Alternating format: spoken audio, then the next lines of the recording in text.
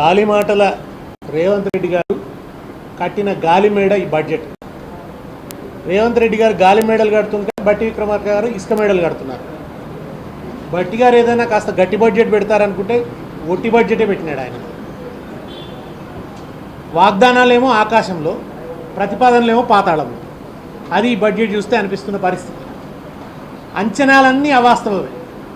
పోయినసారి 2,91,000 కోట్లతో బడ్జెట్ పెట్టింది. అనుకున్న అంచనాలు వీళ్ళు చేరుకోలేదు. ఆ రాబడి రాలేదు. అప్పుడే చెప్పిన ఇది అవాస్తవికమైనటువంటి బడ్జెట్ అని చెప్పి. అప్పుడు బట్టి గారు ఏమన్నారంటే, మాకు వ్యూహం ఉంది, మాకు చాలా అనుభవజ్ఞమైనటువంటి పార్టీ, మేము సాధిస్తాం, వనరుల్ని ఇవన్నీ నెరవేరుస్తామన్నారు. గత బడ్జెట్లో చెప్పిన ఒక్క హామీ కూడా నెరవేరలేదు.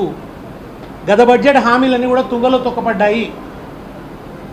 ఇప్పుడు ఈ బడ్జెట్లో ఉన్న ప్రతిపాదనల పరిస్థితి కూడా అంతే. దాదాపు 60 నుంచి 80,000 కోట్ల లోటు గత బడ్జెట్ అంచనాలు వీళ్ళు చేరుకోలేదు. రాబడి తగ్గిపోయింది రాష్ట్రంలో. ఎందుకు తగ్గిపోయిందంటే, దివ్యంగా ఉన్న రాష్ట్రాన్ని దివాలా రాష్ట్రం అని దిక్కుమాల ప్రచారం చేస్తున్నాడు ఈ ముఖ్యమంత్రి. ఆ కారణంగా నెగిటివ్ ఇమేజ్ ఏర్పడ్డది ఇవాళ. దాని కారణంగా వ్యాపార వాణిజ్యాల్లో ఒక స్తంభన వచ్చింది. ఈయన చేసిన హైడ్రా వల్ల రియల్ ఎస్టేట్ కుప్పగూలింది. రకరకాలుగా ఈయన చేసిన నెగిటివ్ చర్యల వల్ల ఈ రాష్ట్ర ఆదాయం గణనీయంగా, స్టాంప్స్ అండ్ రిజిస్ట్రేషన్ ఆదాయం గణనీయంగా పడిపోయింది. వ్యవసాయం సంక్షోభంలోకి పోయింది. వీటన్నిటి కారణంగా ఆదాయం తగ్గిపోతుంటే ఆయన ఏమంటున్నాడంటే ఆర్థిక మాంద్యం అంటున్నాడు. ముఖ్యమంత్రి గారు ఇది ఆర్థిక మాంద్యం కాదు, మీ బుద్ధిమాంద్యం. బుద్ధిమాంద్యం వల్ల ఇవాళ ఆదాయం పడిపోతున్నటువంటి పరిస్థితి ఉన్నది. ఓవైపు ఏమో 2,91,000 కోట్ల అంచనాన్ని అందుకోలేకపోయిన వీళ్ళు ఈసారి 3,30,000 కోట్లు పెట్టారు. ఈ అంచనాలను ఎట్లా అందుకుంటారో ఇప్పుడు నెగిటివ్ గ్రోత్ రికార్డ్ అవుతున్నది రాష్ట్రంలో. ఇది ఒక పక్కన ఉంటే 6 గ్యారంటీల పేరిట ఎంత హడావిడి చేశారు. ఏవి మరి 6 గ్యారంటీలు కనీసం ప్రస్తావన కూడా లేదే. ప్రతిపాదన పెట్టే ధైర్యం కూడా పోయిందా మీకు? కాన్ఫిడెన్స్ లేదు వాళ్ళ గవర్నమెంట్లో. ఆత్మవిశ్వాసం లేని బడ్జెట్ ఇది. దివాలా కోర్ బడ్జెట్, దివాలా తీసిన బడ్జెట్, దివానా బడ్జెట్ అన్నట్టుకుంది వాళ్ళు. ఎందుకు మహాలక్ష్మి పథకం ఊసు కూడా లేదు? నెలకు 2,500 ఇస్తామన్నారు కదా, ఎక్కడ పోయింది? పాపం మహిళల నోట్లో మట్టి కొట్టినట్టేనా? పింఛన్లు పెంచుతారని చెప్పి పాపం ముసలి వాళ్ళు ఎదురు చూస్తున్నారు. 4,000 పింఛన్ అవ్వా, నువ్వు ఇగో డిసెంబర్ 9 కాగానే నీకు 4,000 పింఛను, మనవడు వచ్చి కాళ్ళు ఒత్తుతాడు, నీ కదర్ పెరుగుతుంది అని ముఖ్యమంత్రి గారు ఊరించి ఊదరగొట్టారు. మరి ఇప్పుడు 15 నెలలు గడిచిపోయింది. ఇది 4వ బడ్జెట్, ఓటాన్ అకౌంట్ బడ్జెట్తో కలుపుకుంటే. ఏది మరి వాళ్ళ పింఛన్లు పెంచే ఊసే లేదు. పైగా ఈ మాట అంటుంటే మంత్రి గారు 15 నెలలే అయింది కదా అంటున్నారు మాతో మండల్లో.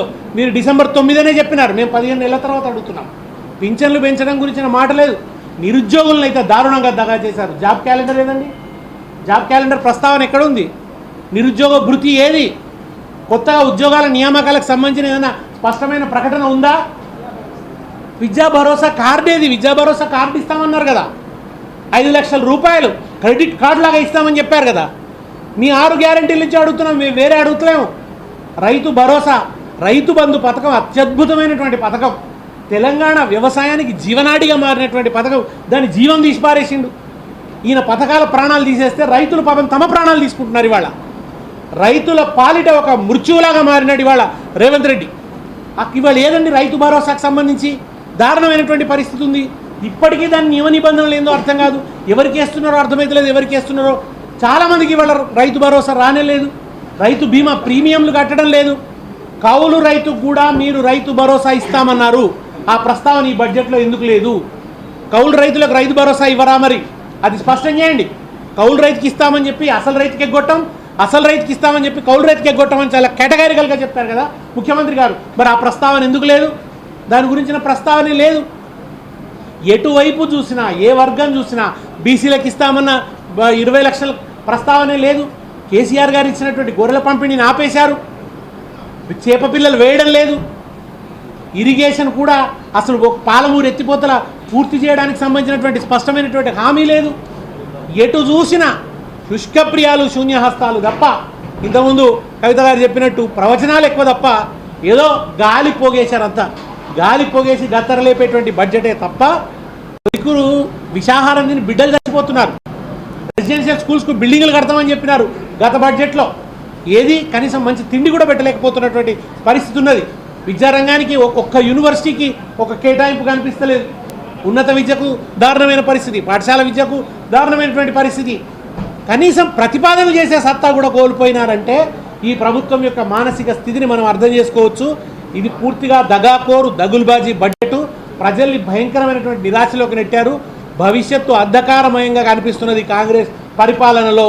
ఈ బడ్జెట్ ప్రజలని పూర్తిగా వంచింది.